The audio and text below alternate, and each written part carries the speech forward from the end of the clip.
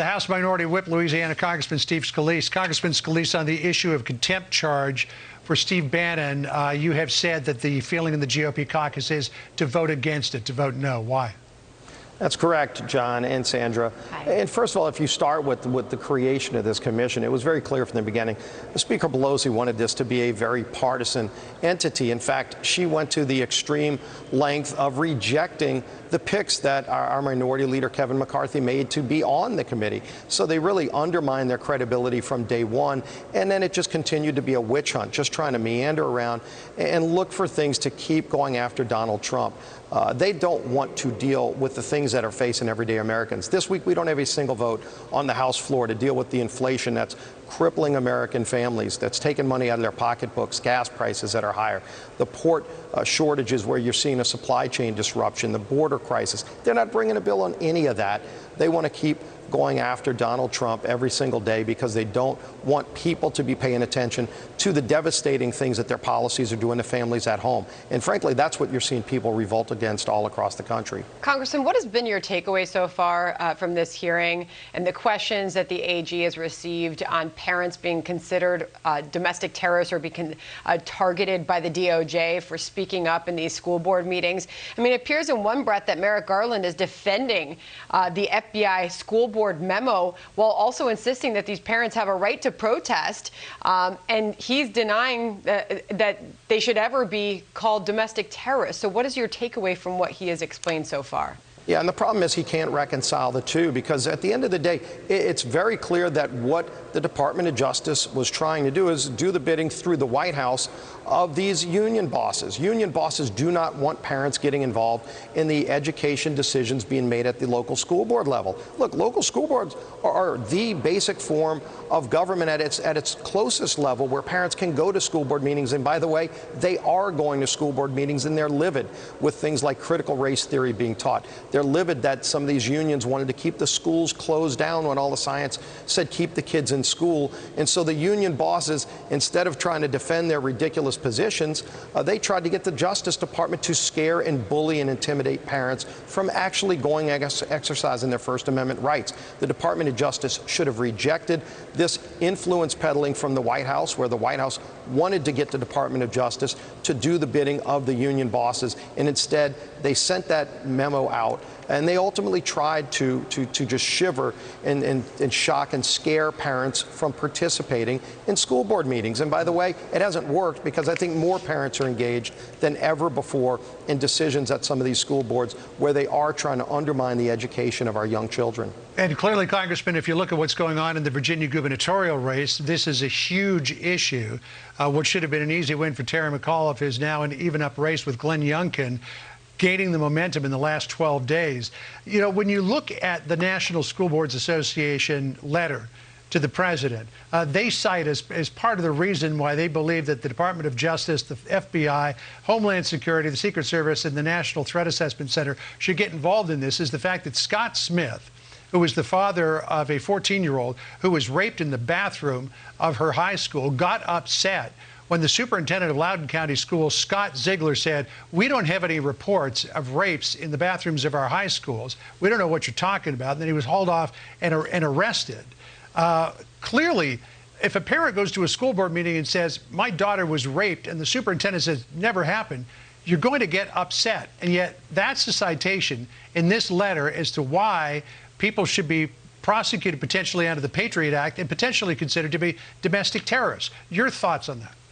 And talk about an abuse of power, and think of the contrast. Right now at our southern border, there are thousands of people coming across illegally. This question was asked to Merrick Garland multiple times today. He acted like he didn't know what the numbers were. He surely should know. But we have people on the terrorist watch list that have actually been stopped crossing our border. How many? We can't even get that answer. That's how many people on the terrorist watch list have crossed our border illegally. That's where they should be focused, not going after parents who care about their kids' education, for goodness sake. And so clearly this is a huge issue in the Virginia governor's race. You're seeing McAuliffe trying to backtrack after he flat out said he doesn't think parents should be involved in their kids' school decisions. Of course they're going to be involved, to the point where this is probably going to be one of the reasons that they elect Youngkin as the governor, because Youngkin's been very vocal that he wants parents to have that role as the First Amendment ensures them to have. The government should not be trying to bully parents from caring about their kids' education. And the parents aren't going to be bullied, by the way.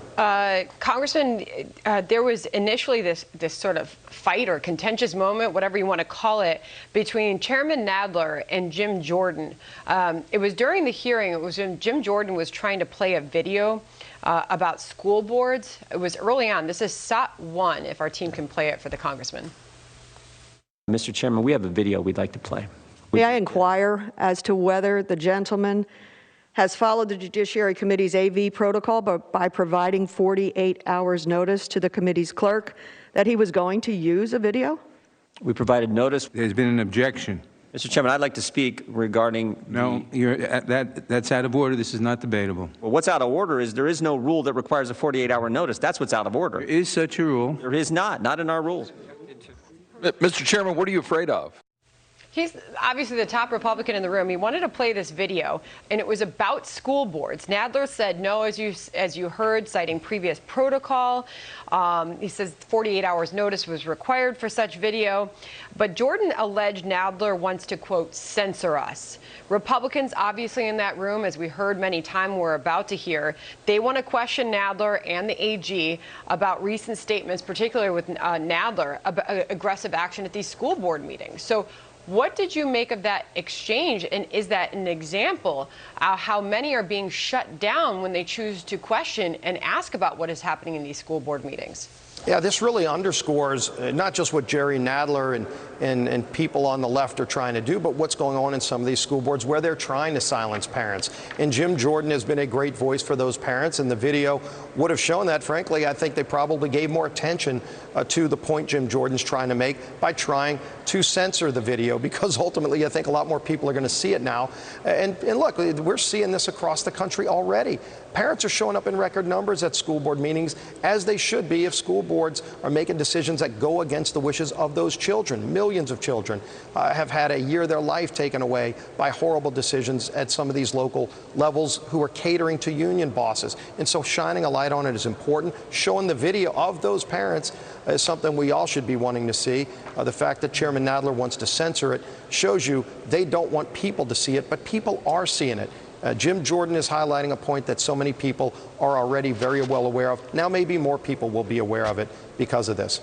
Congressman, let me just jump to another issue, if I could, this morning, and that's the reconciliation bill that the Democrats are arguing amongst themselves about and what it should be shrunk down to. Senator Mitch McConnell on Fox this morning said that the Democrats' goal is to shrink the apparent cost of the bill from $3.5 trillion down to something probably around $2 or maybe a little less by setting expiration dates on programs, but then hoping that they'll be popular enough with the American people that they'll eventually become permanent. The Committee for a Responsible Federal Budget is calling out the Democrats' tactics, saying these proposals don't actually shrink the package, they just shorten it. Permanently extending the child tax credit and ACA provisions alone would add more than $1 trillion to the cost of the bill. Is this a bait and switch going on here, Congressman?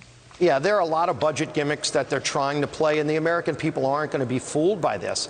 They are trying to kind of hide from the American people what the real cost of this bill is. Everybody knows whether it's $1 trillion. Imagine what $1 trillion in new taxes and spending would mean to families who are already facing high inflation and lower wages. They would be hit even harder with this bill. There's an energy tax on natural gas in this bill. There's 83,000 more IRS agents, not a total of 83,000 IRS agents. They add 83,000 IRS agents, and then the Biden administration wants to look into every financial transaction you make. If you make over $10,000 a year, they're going to be able to look at every one of your financial transactions if they get their way with 83,000 IRS agents. That's not economic development. That's not infrastructure. That's a frightening big government socialist push that people don't want, and it's why they don't have the votes. I think there's a real chance they still won't get the votes because people have had enough. They're already paying too much for the cost of this Biden agenda at the pump, when they pay at the grocery store. If they try to get an appliance, they're going to wait 6 months and pay 30% more. They don't want trillions more in big government socialism. But don't forget, Congressman, it costs nothing, remember?